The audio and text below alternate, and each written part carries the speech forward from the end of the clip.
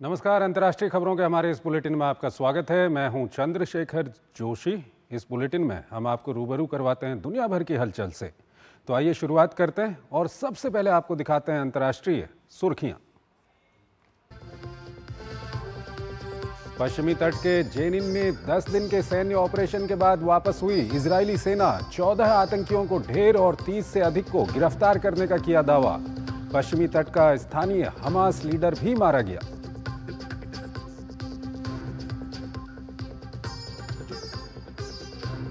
America ने Ukraine को $250 million की अतिरिक्त सुरक्षा सहायता का किया ऐलान। 12 स्वचालित हॉवित्जर तोपें देगा जर्मनी। यूक्रेनी राष्ट्रपति की मांग, रूसी इलाकों में अंदर तक मार करने के लिए मिले मदद। नेटो का चीन पर यूक्रेन युद्ध को हवा देने का आरोप। यूरोप के सबसे बड़े सैन्य टकराव की आग में लगातार घी डालने पर कड़ी आलोचना। नेटो महासचिव ने कहा, चीनी हितों और छवि पर पड़ेगा इसका असर। मध्य केन्या के बोर्डिंग स्कूल के छात्रावास में आग। हादसे में 17 बच्चों की मौत जबकि 14 अन्य घायल। बढ़ सकती है मृतकों की संख्या। हॉस्टल में सो रहे बच्चे हुए घटना का शिकार। मरने वालों की आयु 9 से 13 वर्ष के बीच।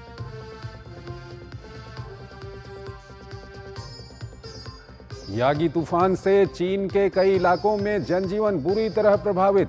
हैनान द्वीप पर लाखों लोगों ने सुरक्षित स्थानों पर ली पनाह। कल उत्तरी वियतनाम में इसी तूफान की आहट से बड़ी बेचैनी।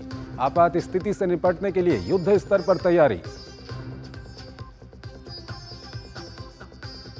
2024 तोड़ेगा गर्मी के अब तक के सभी रिकॉर्ड। यूरोपीय वैज्ञानिकों के अनुसार उपलब्ध रिकॉर्ड के अनुसार सबसे गर्म सिद्ध होगा ये साल। औसत तापमान और भीषण गर्मी के मामले में पहले ही टूटे हैं रिकॉर्ड। और आइए सबसे पहले आपको लिए चलते हैं एशिया की ओर।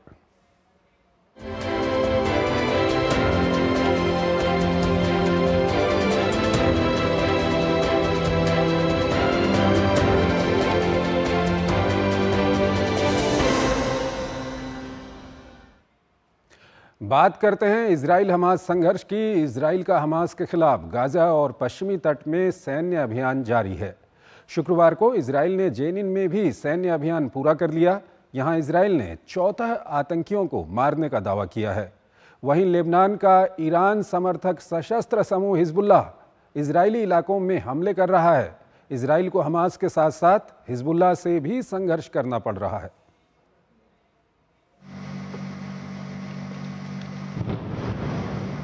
इजराइल हमास संघर्ष के बीच अलग अलग मोर्चों से भीषण लड़ाई और टकराव की खबरें सामने आ रही हैं।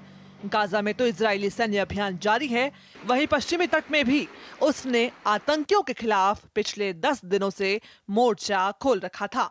इजरायली सेना शुक्रवार को सैन्य ऑपरेशन पूरा करके जेनिन से निकल गई। इजरायली सेना का दावा है कि इस ऑपरेशन के दौरान 14 आतंकियों को मार गिराया गया। साथ ही 30 से अधिक संदिग्ध गिरफ्तार किए गए। जिन आतंकियों को ढेर किया गया उनमें विसाम हाजेम भी शामिल है, जो जेनिन में हमास का प्रमुख था। इजरायली सेना इस ऑपरेशन के दौरान बड़ी संख्या में हथियारों को नष्ट करने का भी दावा कर रही है। जेनिन पश्चिमी तट के उत्तर में स्थित है। इसे फिलिस्तीनी सशस्त्र गुटों का गढ़ भी माना जाता है। इजरायली सेना का कहना है कि इस ऑपरेशन का उद्देश्य इजराइल पर हमले की साजिश कर रहे ईरान समर्थित गुटों की कमर तोड़ना था। पश्चिमी तट और गाजा में संघर्ष के बीच शांति की स्थापना के प्रयास भी अपनी जगह जारी हैं। वहीं जर्मन विदेश मंत्री शुक्रवार को इजराइल की राजधानी तेल अवीव में थीं। उन्होंने कहा कि केवल सैन्य अभियान से गाजा में मसला हल नहीं होगा।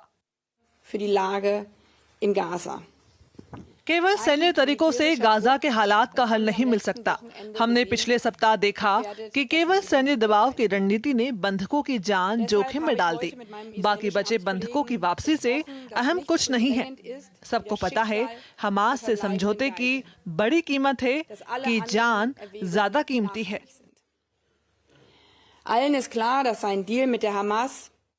बंधकों की सुरक्षित रिहाई केवल जर्मन विदेश मंत्री की चिंता नहीं, इजराइल में इसको लेकर लगातार प्रदर्शन भी हो रहे हैं। बंधकों के परिजन मांग कर रहे हैं कि उनके लोगों को वापस लाया जाए। पिछले वर्ष 7 अक्टूबर को हमास के आतंकी हमले में लगभग 250 इजरायली बंधक बनाए गए थे। इनमें से कई के शव समय समय पर मिलते रहे। अभी भी अनुमान लगाया जा रहा है कि 100 से अधिक बंधक गाजा में हमास की कैद में हैं। इन बंधकों में इजरायली नागरिकों के साथ साथ अन्य देशों के नागरिक भी शामिल हैं। पिछले दिनों 5 इजरायली और 1 अमेरिकी बंधक का शव मिलने के बाद बाकी बंधकों के परिजनों की चिंता बहुत बढ़ गई है। कई जगह प्रदर्शनकारी मृत बंधकों के सांकेतिक ताबूत लिए भी दिखाई दिए। मैं उन 101 बंधकों के परिवारों के साथ एकजुटता के लिए यहाँ हूँ जिनके अपनों को गाजा में नर्क में रखा गया है। यह प्रदर्शन इसको सुनिश्चित करने के लिए है कि सरकार समझौता करे जो जरूरी हो ताकि बंधक सुरक्षित वापस आएं। लड़ाई इजराइल हमास के बीच ही नहीं छिड़ी, लेबनान सीमा पर भी मोर्चा खुला हुआ है। लेबनान का ईरान समर्थक सशस्त्र समूह हिजबुल्लाह इजरायली इलाकों में हमले कर रहा है। समूह ने दावा किया कि उसने उत्तरी इजराइल में सैन्य बैरक को निशाना बनाया है। इन इमारतों को एंटी टैंक मिसाइलों द्वारा निशाना बनाया गया। और इस सब के बीच पश्चिमी तट में एक प्रदर्शन के दौरान अमेरिका और तुर्की की दोहरी नागरिकता वाली महिला की मौत हो गई। मृतक बस्तियों के विस्तार के खिलाफ हो रहे विरोध प्रदर्शन में शामिल थी। आरोप है इजरायली सुरक्षा बलों की गोली लगने से उसकी मौत हुई है। तुर्की ने घटना को लेकर इजराइल की आलोचना की है। उधर इजरायली सेना का कहना है कि वो इस मामले को देख रही है। पश्चिमी तट में इजरायलियों और बस्तियों के विस्तार का विरोध करने वालों के बीच टकराव की घटनाएं लगातार सामने आती रही हैं। अगली खबर की ओर चलते हैं। थाईलैंड के राजा महा वजीरालोंगकोर्न ने बैंकॉक में प्रधानमंत्री पेंटोकटान शिनावात्रा और 35 कैबिनेट मंत्रियों को शपथ दिलाई। सत्तारूढ़ फू थाई पार्टी की 38 वर्षीय नेता पेंटोकटान को पिछले महीने नेता चुना गया था। वो थाईलैंड की सबसे युवा प्रधानमंत्री हैं। प्रधानमंत्री श्रेथा थाविसिन को नैतिकता के उल्लंघन मामले में एक अदालत ने पद से हटा दिया था। कैबिनेट में प्रधानमंत्री सहित 17 चेहरे फेव थाई पार्टी से हैं, जबकि अन्य 19 मंत्री सहयोगी दलों के हैं। पेंटोकटान शिनावात्रा पूर्व प्रधानमंत्री थाकसिन शिनावात्रा की सबसे छोटी बेटी हैं। पेंटोकटान ने पहले कभी सरकार में काम नहीं किया है और उन्हें लड़खड़ाती अर्थव्यवस्था सहित कई मोर्चों पर चुनौतियों का सामना करना पड़ सकता है। चलिए अब आपको लिए चलते हैं यूरोप की ओर।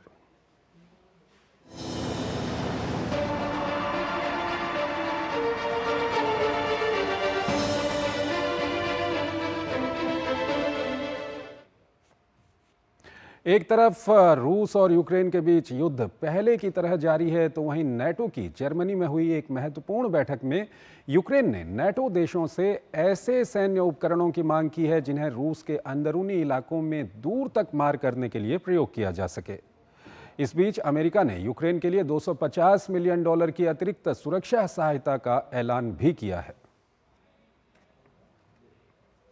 2.5 साल से अधिक बीत जाने के बाद भी रूस यूक्रेन युद्ध की आग ठंडी पड़ने का नाम नहीं ले रही है। विभिन्न मोर्चों पर दोनों देशों की सेनाओं में घमासान की लड़ाई हो रही है। बीते दिनों रूस के कुछ इलाकों में यूक्रेनी सेना के घुसने और तेजी से आगे बढ़ने के बाद हालात और नाजुक बन गए हैं। बचाव के बजाय आक्रामकता की नीति अपनाने की तरफ बढ़ रहा यूक्रेन अपने पश्चिमी सहयोगियों पर मदद के लिए बहुत ज्यादा निर्भर है। ऐसे में वो बार बार ऐसे सैन्य उपकरणों की जरूरत जता रहा है जिन्हें रूस के अंदरूनी इलाकों में दूर तक मार करने के लिए प्रयोग किया जा सके। यूक्रेनी राष्ट्रपति वोलोदिमीर ज़ेलेंस्की ने जर्मनी में रक्षा मामलों से जुड़ी बड़ी बैठक को संबोधित करते हुए इसे फिर रेखांकित किया।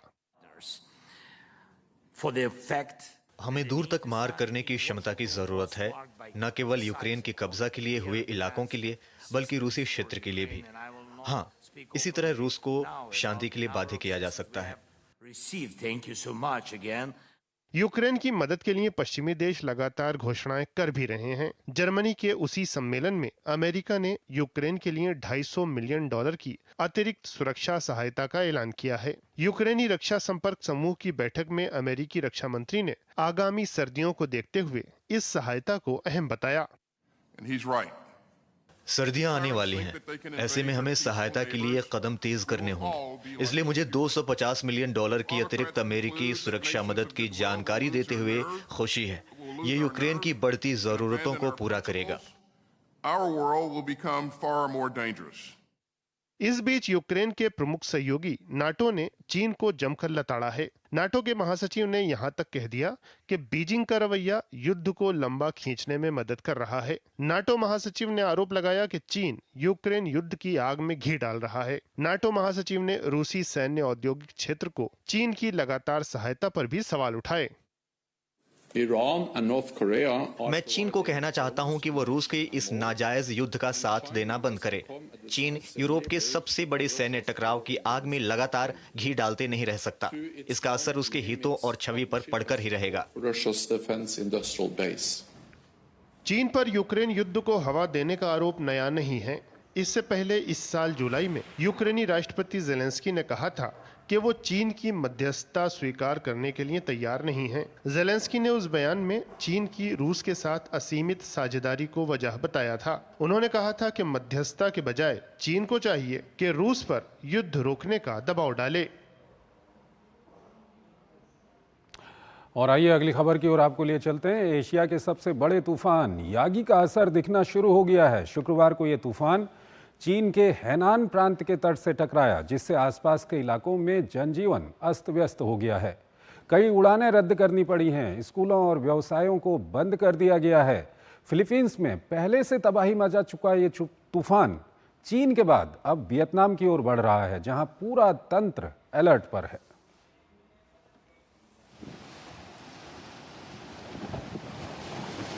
इस साल के एशिया के सबसे बड़े तूफान सुपर टाइफून यागी का कहर दिखना शुरू हो गया है।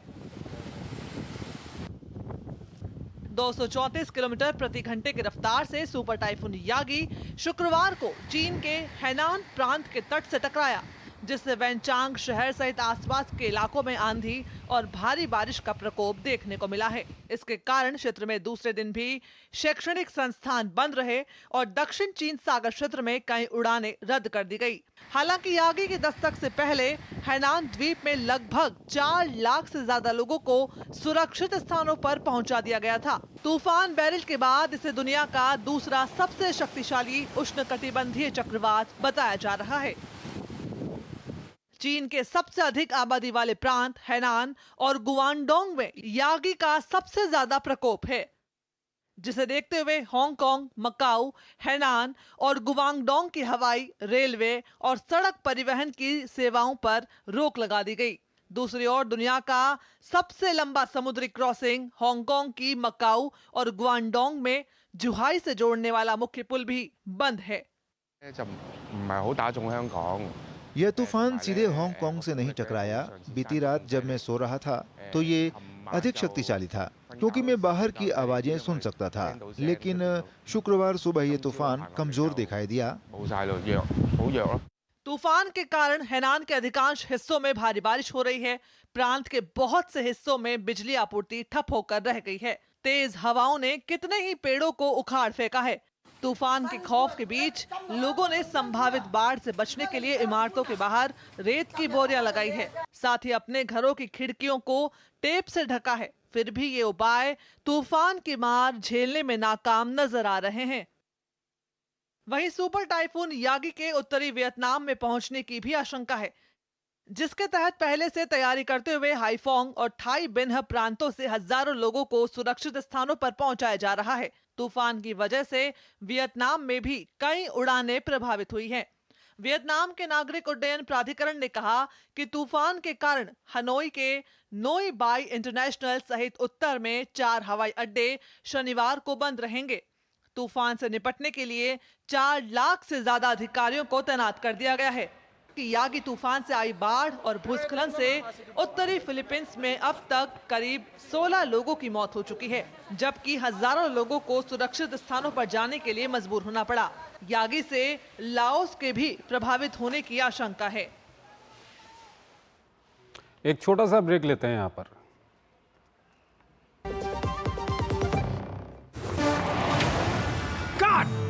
सुरक्षा की गारंटी हर चीज में जरूरी है, चाहे वो मुश्किल स्टंट हो या अच्छी फसल।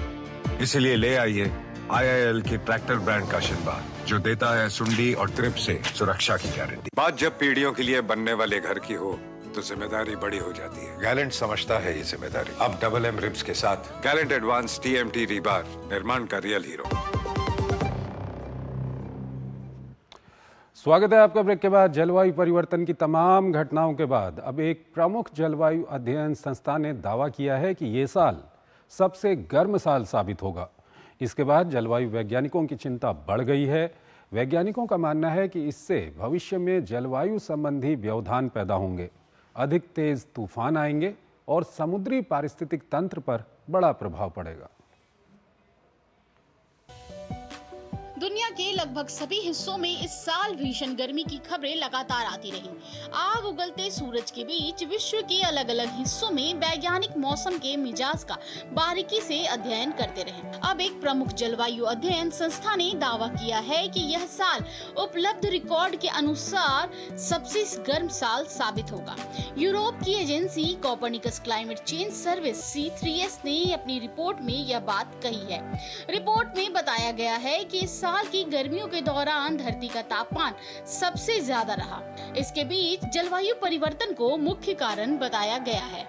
C3S का कहना है कि 2024 के पिछले 3 महीनों यानी जून, जुलाई और अगस्त में गर्मी कहर ढाती रही। यह तीनों महीने रिकॉर्ड गर्मी साथ लाए। उदाहरण के लिए यूरोप की बात करें तो अगस्त में तापमान 1991 से 2020 की अवधि में इस महीने के औसत से 1.57 डिग्री सेंटीग्रेड अधिक रहा। गर्मी की यह भीषण लहर दक्षिणी और पूर्वी यूरोप में ज्यादा रही। सिर्फ यूरोप नहीं, दुनिया के अन्य हिस्सों में भी गर्मी की मार औसत से कहीं ज्यादा पड़ी। पूर्वी अंटार्कटिका, टेक्सास, मेक्सिको, कनाडा, पूर्वोत्तर अफ्रीका, ईरान, चीन, जापान और ऑस्ट्रेलिया में भी असाधारण गर्मी देखी गई। इन सभी जगहों पर तापमान औसत से बहुत अधिक दर्ज किया गया। गर्मी का असर हवाओं के साथ साथ समुद्रों पर भी पड़ रहा है। अगस्त में समुद्र की सतह का तापमान 20.91 डिग्री सेंटीग्रेड दर्ज किया गया। भीषण गर्मी के इन हालात ने जलवायु वैज्ञानिकों की चिंता बढ़ा दी है। वैज्ञानिकों का मानना है कि समुद्र का बढ़ा हुआ तापमान भविष्य में जलवायु संबंधी व्यवधान का कारण बन सकता है। इनमें अधिक तेज तूफान और समुद्री पारिस्थितिक तंत्र पर बड़ा प्रभाव शामिल है। वहीं वैज्ञानिकों का यह भी कहना है कि अगर संकट की इस आहट को अब नहीं सुना गया तो फिर बहुत देर हो जाएगी। ग्रीन हाउस गैस उत्सर्जन में कमी जैसे कदम हालात को संभालने की दिशा में वो जरूरी कदम है जिन्हें फौरन उठाना होगा। मैसेजिंग ऐप टेलीग्राम के संस्थापक पावेल डुरोव ने कहा है कि फ्रांस सरकार को उनके प्लेटफॉर्म से शिकायत थी तो सीधे उन्हें हिरासत में लेने के बजाय कंपनी को शिकायत की जानकारी देनी चाहिए थी। पिछले महीने फ्रांस सरकार के अधिकारियों ने पावेल डुरोव को हिरासत में लिया था। आरोप है कि उनके प्लेटफॉर्म का प्रयोग अनारकी फैलाने वाले तत्वों द्वारा धड़ल्ले से हो रहा है। हिरासत में लेने के बाद अवैध लेन देन, मादक पदार्थों की तस्करी, धोखाधड़ी और बाल यौन शोषण संबंधी सामग्री के टेलीग्राम पर प्रसार होने देने को लेकर उनके खिलाफ जांच शुरू की गई। टेलीग्राम के संस्थापक ने मामले पर अपनी पहली प्रतिक्रिया में कहा कि उनके मंच पर तीसरे पक्षों द्वारा किए गए अपराधों के लिए उन्हें जिम्मेदार ठहराना आश्चर्यजनक और गलत है। और आइए अब आपको दिखाते हैं अफ्रीका नामा।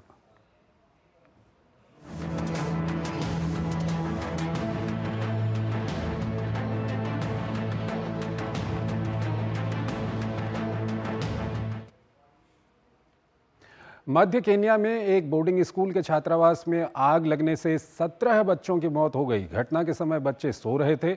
इस हादसे में 14 अन्य घायल भी हुए थे। अधिकारियों के अनुसार घायलों का अस्पतालों में इलाज जारी है। आशंका जताई जा रही है कि मृतकों की संख्या बढ़ सकती है। मरने वाले बच्चों की उम्र 9 से 13 वर्ष के बीच है। आग लगने के कारणों की जांच की जा रही है। आग इतनी भीषण थी कि घटनास्थल से बरामद बहुत से शवों की पहचान नहीं हो सकी। राष्ट्रपति विलियम रूटो ने घटना को बेहद दुखद बताते हुए कहा कि जिम्मेदार लोगों के खिलाफ कार्रवाई की जाए। चलिए अब आपको दिखाते हैं अमेरिकाना।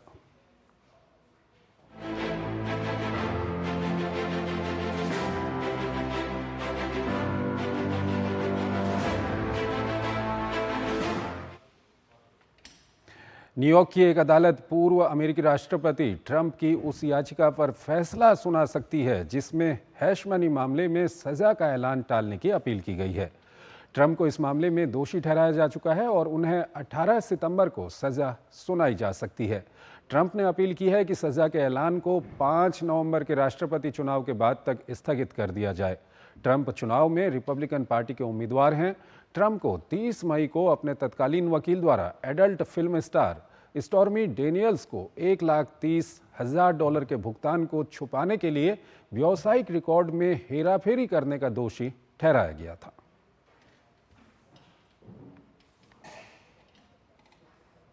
और इस सब के बीच अमेरिकी राष्ट्रपति चुनाव की हलचल तेज होती जा रही है। रिपब्लिकन पार्टी के उम्मीदवार ट्रंप डेमोक्रेटिक पार्टी की उम्मीदवार कमला हैरिस पर जमकर निशाना साध रहे हैं। ट्रंप वादा कर रहे हैं कि वो सत्ता में आते ही अमेरिका में मौजूद कथित यहूदी विरोधी विचारधारा को और पनपने नहीं देंगे। ट्रंप ने यहां तक कहा कि कमला हैरिस की चुनावी जीत का मतलब इजराइल का अंत होगा।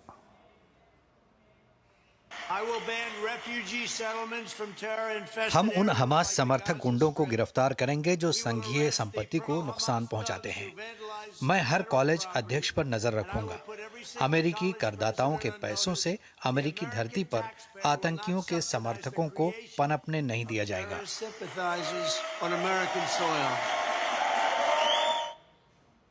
और वहीं अमेरिका की उपराष्ट्रपति कमला हैरिस पिट्सबर्ग पहुंच गई हैं। कमला हैरिस 10 सितंबर को फिलाडेल्फिया में पूर्व राष्ट्रपति डोनाल्ड ट्रंप के साथ बहुप्रतीक्षित बहस की तैयारी के लिए अगले 5 दिन पेंसिल्वेनिया राज्य में बिताएंगी।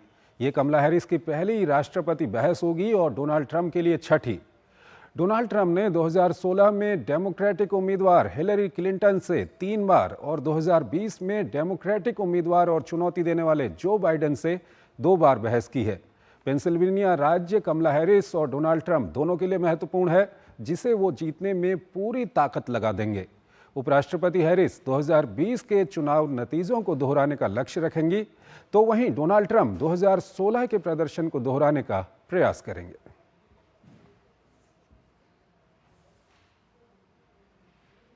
और अगली खबर भी अमेरिका से है। अमेरिका में जॉर्जिया के एक स्कूल में गोलीबारी करके 4 लोगों को मारने वाले 14 वर्षीय छात्र और पिता को अदालत में पेश किया गया। इस छात्र ने अटलांटा के पास बिंडर में एक स्कूल में अंधाधुंध गोलीबारी की थी। इस घटना में 2 अध्यापक और 2 छात्र मारे गए थे। छात्र पर अदालत ने फर्स्ट डिग्री मर्डर के आरोप तय किए। छात्र के पिता पर आरोप है कि उसने अपने बेटे की पहुंच AR-15 राइफल तक संभव बनाई। जज ने स्पष्ट किया कि छात्र को मौत की सजा नहीं होगी, हालांकि उसे आजीवन कारावास की सजा हो सकती है। छात्र के पिता को 180 वर्ष तक की जेल हो सकती है। तो अंतर्राष्ट्रीय खबरों के हमारे इस बुलेटिन में आज इतना ही। आप हमारी पूरी टीम को इजाजत दीजिए। नमस्कार।